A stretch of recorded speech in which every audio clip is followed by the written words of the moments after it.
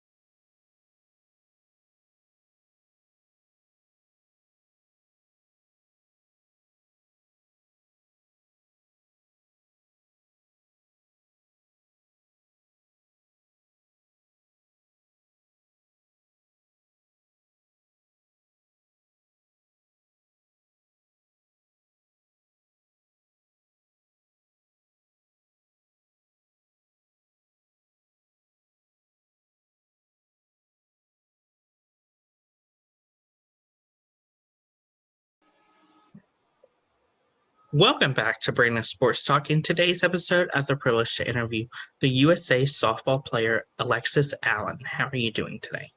Good. How are you? I'm doing good. Can you talk about how you knew that you wanted to play professional softball? So it came about at the beginning of, halfway through my season last year. One of my coaches came up to me and had mentioned playing overseas versus playing in America. And I kind of got all excited because I figured, I might as well travel to Europe and be able to play here and really just experience something new versus playing in America. And that kind of just became my driving force of wanting to play professionally and getting to do it overseas. I mean, I basically get paid to travel the world. So I think I have a pretty good job. What was it like going to college and attending Michigan Wolverines, playing softball? Yeah, it was definitely an experience. Going to a big school like that, you have to become your own person. You have to, figure out time management. You're going from high school to a hugely rated like academic school, and that is definitely tough coming into. It's very hard to kind of find your ground and find your footing while you're there. It took me a couple years, and being injured and having to deal with all the stuff like that, the mental health and everything. It was definitely difficult, but I enjoyed it. I don't regret those 4 years. I think that they turned me into who I am today, and it was all worth it. So, what was that feeling like, getting to play with not just Michigan but Liberty too? It was awesome because I didn't think that was going to happen. I had originally planned to go to Tennessee and go to Nashville and actually sing. That was my kind of goal and plan. And, it ended up being that I was thinking about it harder, and I felt that in 5-10 years, I would have regretted not taking that extra COVID year. And so I put my name to the portal, and I just felt around and tried to see which schools were interested. And I just felt like the Lord was calling me to Liberty, and that's where I ended up. And I mean, I could not have been happier. That coaching staff brought back like the love of the game for me. They made it so fun and so exciting that I didn't want it to end. I wanted more years with them, which is actually why I'm going back in the fall to be a graduate assistant manager / coach. So, Of course, how was that like? As you said, you entered your name into the transfer portal to go through the whole recruitment process again. Yeah, so it was definitely not as intense as when I was first getting recruited. A lot of people already knew who I was, so it was just a matter of like putting my name into the portal, and the next day I had like 10 emails from a bunch of different schools. A lot of them were smaller schools, which I was not really interested in at first because I had just played 4 years at a top-rated Power 5 school, so I didn't really want to go to a smaller school, but in the end, I mean, I ended up committing to Liberty, and the recruitment process was just, I had like a couple phone calls with coaches just to see like how their program is run, what do they think I am the best fit for, and things like that. And I just felt like I was the best fit at Liberty. So that's what I ended up doing. How is it like, obviously, getting to put on that Michigan Wolverines softball jersey and the Liberty jersey throughout your college experience? It was both uniforms were a lot different. Putting on the Michigan jersey, you are basically putting on that jersey to play on a stage in front of thousands of people every weekend, and the Big Ten, there's a lot of people, a lot of fans that come and show out to those games. So you are immediately put in the spotlight, immediately given this like pressure situation of having to perform in front of fans and, people that you don't know, and people are cheering for you and people are cheering against you. And so that was definitely an interesting feeling. I mean, I loved every second of it. I love the pressure. I love anything that has to do with that. So being able to play in front of those, sold out crowds and thousands of people, like it was amazing. It was so much fun. And then going to Liberty, it's a lot smaller of a school, a lot smaller of a conference. So during our regular season games, you don't get much of a show out of the fans. Liberty is more of an up and coming school. So now we're trying to build that fan base and try to get people to come to games and things like that. So it was definitely different, and I kind of had to take the lead once we hit regionals, and being able to talk my teammates down and try to help them, like, look, we're playing in the same ball field, the same game, everything is exactly the same, there's just people screaming in the background. So like trying to become that leader on the field, to be able to show the girls that it's not any different playing in front of thousands versus playing in front of one person.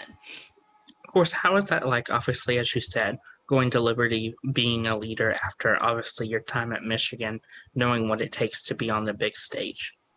It was a lot of fun. I enjoyed every second of it. The girls definitely had a lot of questions. Excuse me. They had a lot of questions. They were just so eager to learn and wanted to know like what it is like to play at a Power 5 school. And so stepping into that leadership role, I just really had to focus on like, my goal here at Liberty was to kind of change the mentality of like, just because you're not a Power 5, you're a mid-major, just because you're not a Power 5 school doesn't mean that you can't go far in the postseason. And so being able to kind of mold that mindset and help the coaching staff and help these girls realize their potential. It was a lot of fun to be able to do that and just to see us grow, because the team that we were in August is not the team that we ended up being in May. And I could not be prouder of that group of girls. I mean, we fought till the very end, and I enjoyed every second of it. So What were some of your biggest college accomplishments playing softball? So I would definitely say winning the Big Ten pretty much every year except for COVID was one of the ones that was really cool, getting to dogpile with that trophy in your hand. Also winning the ASUN was the same way. You won the ASUN tournament, and that meant, as a mid-major, it meant more because, as a D1 Power 5 school, even if you aren't the number one seed in that conference, you still have the possibility of going to regionals. But when it comes to mid-majors, the only way that you can make it into the NCAA tournament is if you win your conference tournament. So there was definitely a little bit different feelings. Like they both equally were just as important, but winning the ASUN tournament was probably one of the coolest feelings, because I knew that meant that the rest of my teammates would get to know what it feels like to play on the big stage and to play in regionals. Something that I was fortunate to do for 3 years. So those two were definitely those conference championships are definitely the biggest accomplishments. And then obviously winning, first team all Big Ten my senior year, and then also winning the first team all ASUN as well. And those are the conference teams.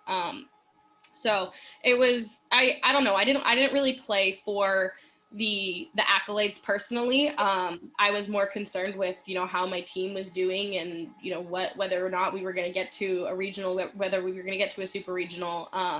That was my goal and my focus, is to win a national championship. And unfortunately I didn't get to that stage, but it was definitely worth it in the process, and just getting to play the game that I love with some amazing athletes. Coming out of college, what was it like getting started in professional club and playing for the Crazy Chicklets? So coming out of college, I had already signed with this team. They had reached out to me about 2 months before season had ended. And so we were trying to get everything settled, trying to figure out flights, where I was going to stay at, how much money they were going to offer, and trying to work out all the finer details. But once college season ended, I went back to California, hung out with my family, and headed off to Austria. And it's just been an amazing experience. I mean, I actually just got back from Germany yesterday, which I got to go visit Berlin and just engulf myself into the history of Europe. And it's amazing to just be so fortunate to be able to do that, and to be so blessed that I can, come and play this, not only come and play the sport I love, but get to travel and learn about the history and just really engulf myself into the European culture. And it's been awesome. And I have 2 more months left here, so I'm super excited to see what else, these 2 months hold. In 2017, what was it like playing in the Juniors Women's World Championship? It was, I don't know if I can even put it into words. Putting on that USA jersey in general was the coolest thing that I still to this day believe is the coolest thing that I've ever done. Because you're not, at that point, you're not only playing softball, you're playing for your country, you're representing the United States of America, and you're getting on a field and people are chanting USA, and you're playing teams that don't speak your language, that you don't understand anything that they're saying on the opposite side of the field, but you all come together to play this amazing sport. And being able to not only play but win that world championship. I mean, once you got up on that podium and the American flag was being raised, and they were playing our national anthem, and we were getting gold medals put around our neck, it's not an experience that I can fully explain and put into words, because it's so much of a feeling that no one really gets to know unless you are there, that you played it and you did it. And it's something that I will never forget, and something that I will always believe is probably one of the coolest things that I've done in my life. So how was it like, obviously, getting an invitation to the World of Softball tournament and getting 2 RBIs during that game? So being able to not only when you make the USA team, you have to also play well and get picked to be on the actual world championship team.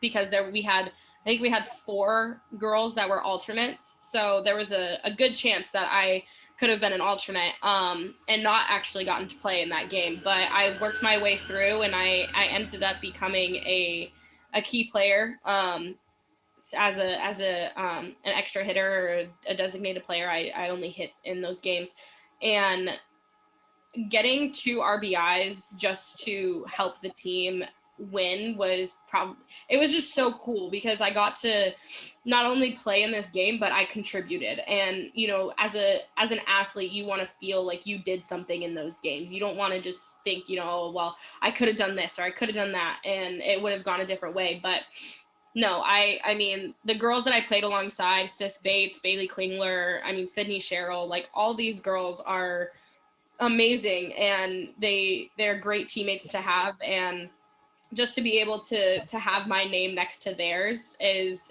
pretty cool. And, getting that to RBI and just being able to perform at the highest level at that point was an awesome experience.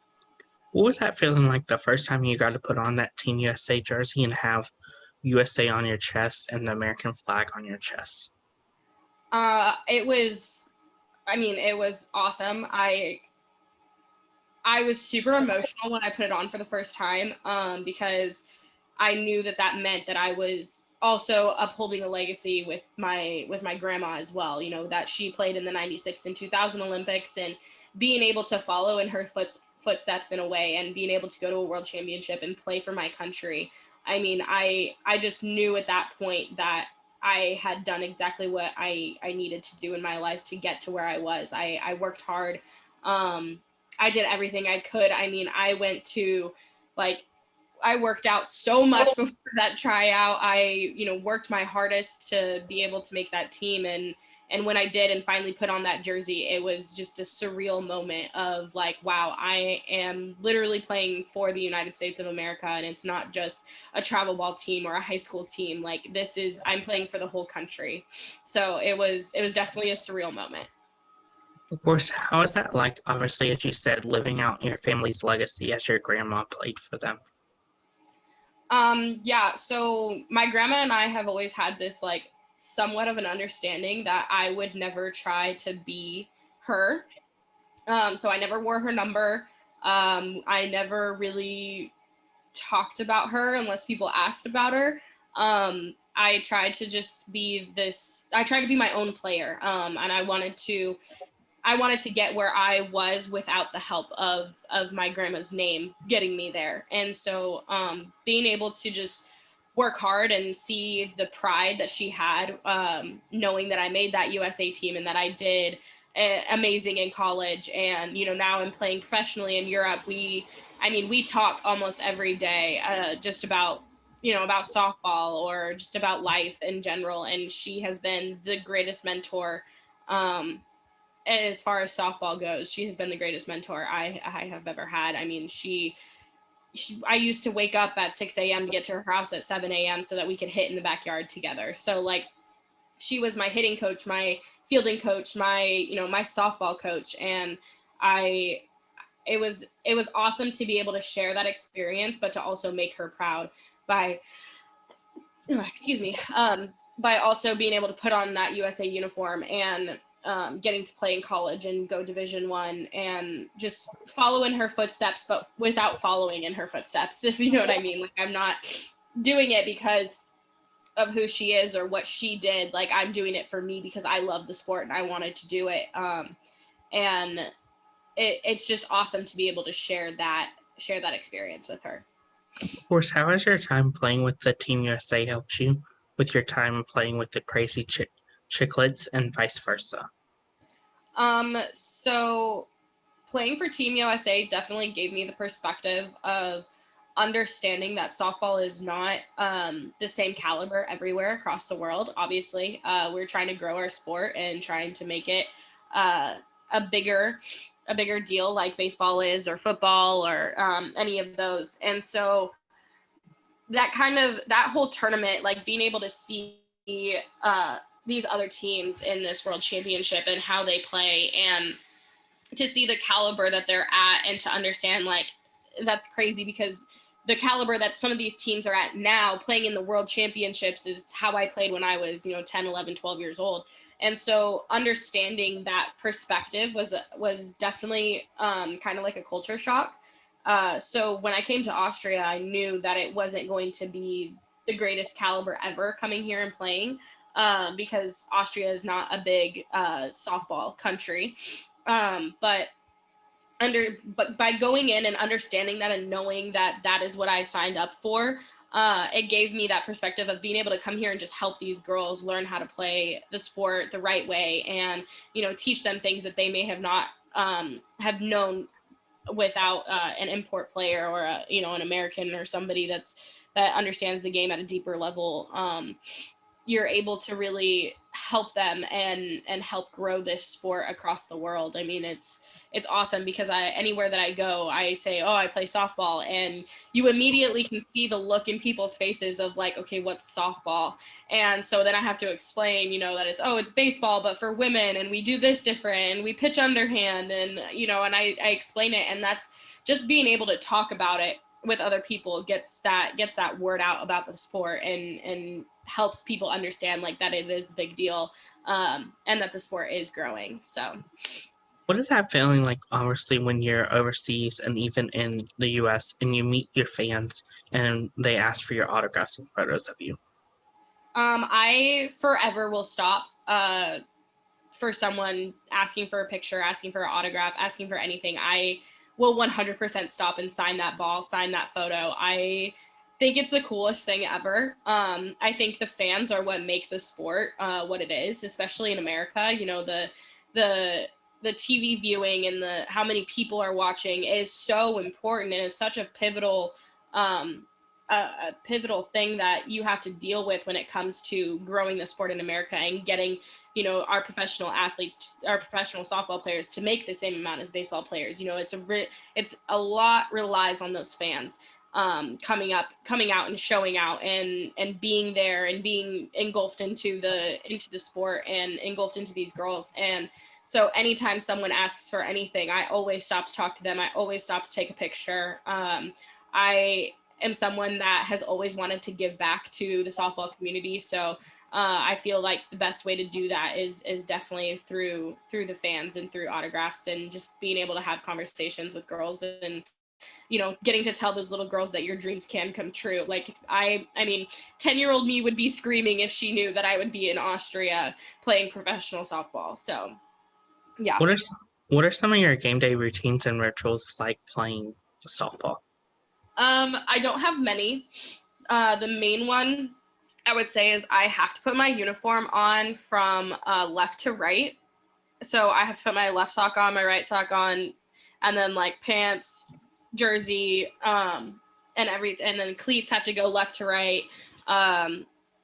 I always have to put my glove on for, like, I don't know. There's just like little things like that. I think the biggest one is definitely the uniform left to right is a big deal. If I don't do that, I just feel off. I don't know why. It just does. It just is.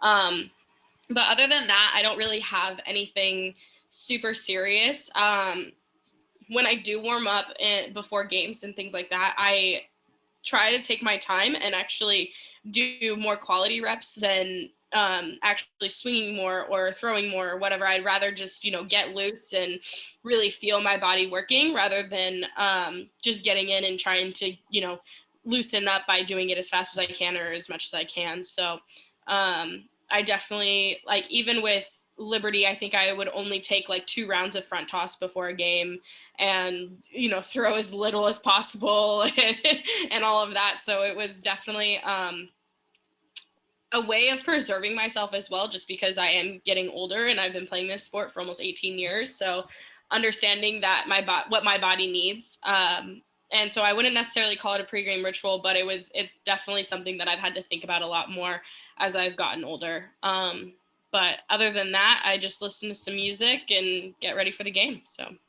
Who are some people that you look up to in the softball community, and who are some of the people that are your most influential people in your career?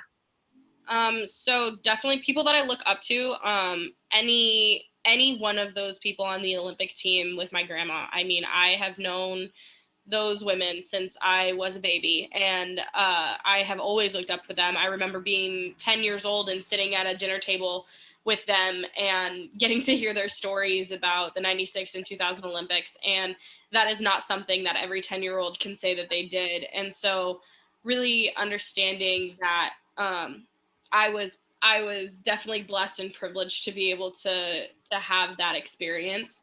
And you know, anybody from my grandma to Dot Richardson to Leah O'Brien to Stacy Newman, like all of these women were people that I looked up to and people that I got to hang out with all the time. Anytime that my grandma was around, you know, we were at a softball event, these women were there as well. And then in terms of people that have really changed my perspective on softball, I would have to say my grandma and then Dot Richardson are the two most influential people in my career. My grandma, obviously, she taught me how to play the game. She, bred me and, taught me everything that I know, and I absolutely love her for it. She's amazing. And Dot, she has been a good friend of mine since I was a kid. I mean, I remember being at Michigan and just calling her on the phone. Excuse me, my allergies are not doing me, not going well.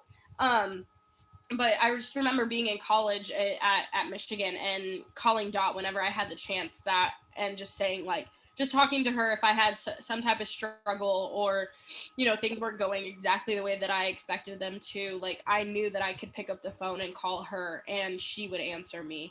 And so just having someone like that in your life in general is amazing, because if it wasn't for her, I don't know. She's one of those people that has really helped me grow as a person. She helped me grow my faith. She's been there every step of the way. So it's pretty awesome.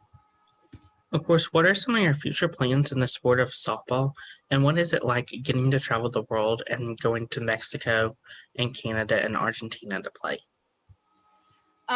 Yeah, so I am definitely excited to hopefully continue playing overseas. I am thinking about probably coming back next summer to go to play in Italy and play with one of the Italian professional teams as well over here. The caliber is a little bit better, but it's also a chance to be here for a longer period of time. I would actually be here for 6 months. So I'd get to do a little bit more than just in the 3 months that I'm here now. So it's definitely an amazing experience. I mean, if you have the chance to go and do something you love and get paid for it, that's the ultimate dream. Um, so being able to just be here, especially in Austria, I mean, we don't necessarily play very many games because there's only 5 teams in our conference, but the ability to just travel and see the country of Austria, and I got to see Germany, and I'm gonna go to Dublin, Ireland here in a few weeks. So and I may not be playing there. I'm not playing softball, but just being able to travel and experience that side of things is pretty awesome. Like, I want to be a high school history teacher, so being able to come here and come to a place where the history is just so rich, it's so awesome to be able to really see it all in person. And then now I can give that experience back to my students, when I do become a teacher. And I think that, I mean, without softball, this wouldn't have been possible at all. And I'm forever grateful for the sport and forever happy that I picked up a ball and I ended up being good at it. And it's given me everything in life. And I'm so happy to just be able to continue playing, and then hopefully to continue coaching once I can't play anymore. So that's the goal. What advice would you give future college softball players looking to play college softball and then go on professionally? Just take your time. I think that the biggest thing that people regret when they come out of college is that they didn't take enough time to sit back and really enjoy the experience.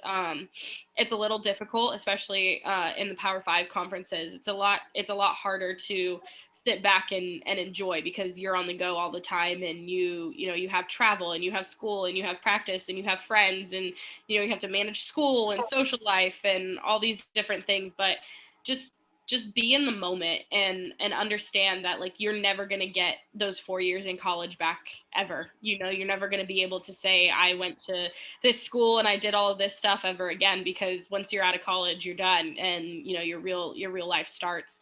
In terms of playing professionally, just for the young ones listening, like, they just need to work hard and understand that anything is possible. I mean, we have girls playing in Austria that are from NAIA schools and from JUCOs and from different programs who put their name in this little website to be able to be seen and be brought over to a different country to play. So no matter what level you're at, it doesn't matter. You don't have to be a Division I player to be a professional athlete. You can be an NAIA player and still get to play professional softball. So I definitely just think working hard is the biggest one. Having good attitude and control the things you can control, which is your attitude and your effort. So just focus on being that type of player and that type of person.